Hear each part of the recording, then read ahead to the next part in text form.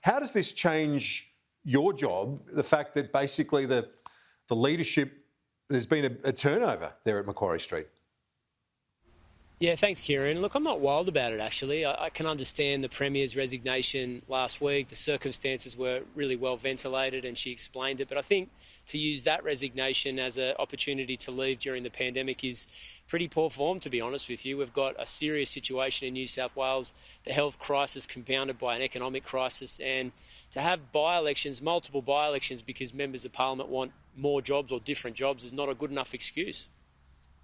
Isn't there a defence, say, for John Barilaro, who feels now's the time to go, that he does that at the same time as there are other by-elections to make it a smoother operation for people that don't have to keep going back to the ballot box?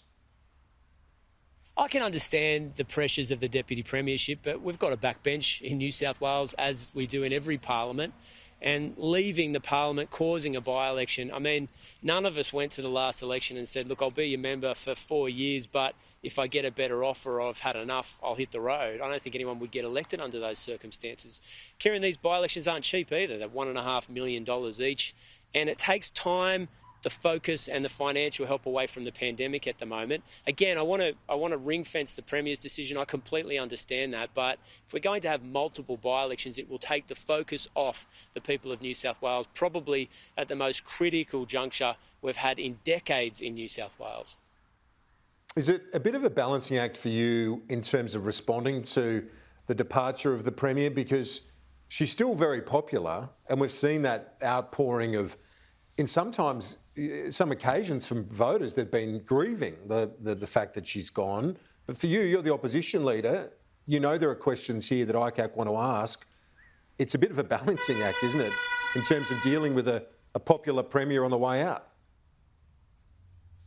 Look, it is in some ways, and, you know, I paid tribute to the Premier at her resignation several days ago, said that the commitment to New South Wales, particularly over the last 15 weeks, would have been extraordinarily difficult coming up, facing the media at 11 o'clock every day. I can only imagine what the pressures were. And on a human level, like, put my political persuasion to one side, I absolutely appreciated it. And I understand it's a difficult time for the state as well. That's why wherever and whenever possible, we've tried to put politics to one side. So I'll say to the new Premier, whomever that is, we won't be moving no confidence motions. We won't be playing any parliamentary shenanigans. I mean, literally the stakes couldn't be higher.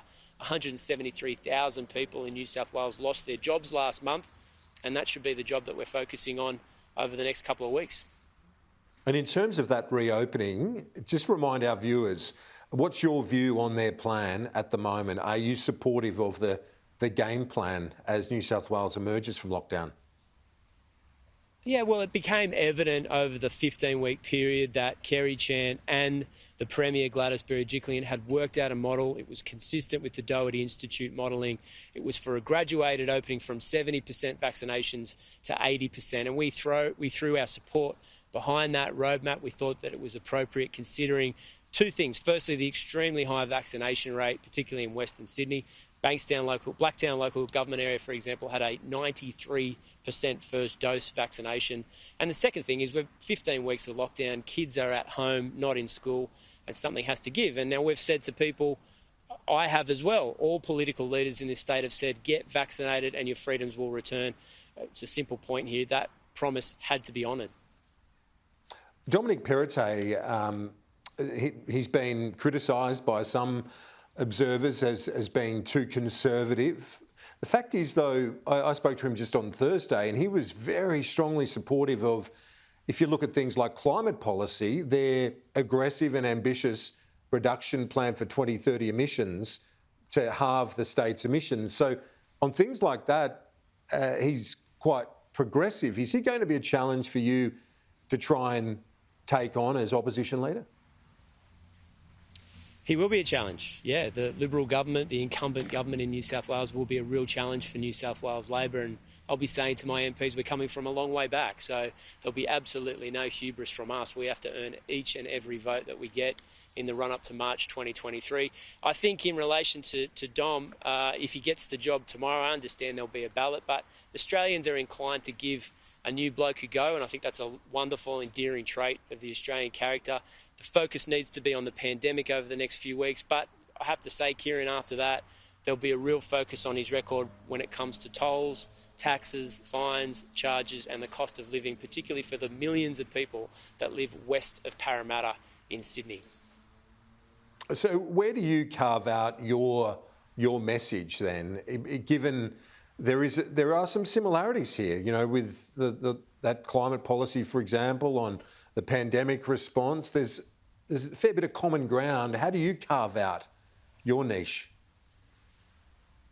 Well, I mean, I think we're going to be responsible in the next few weeks, not so much focus on politics and the politics. I mean, that's one of the reasons I'm saying the by-elections are a diversion from what should be the focus of all the political leaders in New South Wales. But if you're asking what the long-term focus, particularly for 2022, will be, I'm unambiguously going to tell you it will be about making sure that the cost of living for people that live in Sydney and the regions doesn't explode. It's very difficult to get by, particularly in Western Sydney, and when you've privatised the toll roads in this state to make them 100% privately run, so that all the profits generated from the pockets of the families of Western Sydney go to a private firm, not government coffers, that will be a big battleground for us, because we're of the view that life is difficult in Western Sydney. There's a two-speed economy.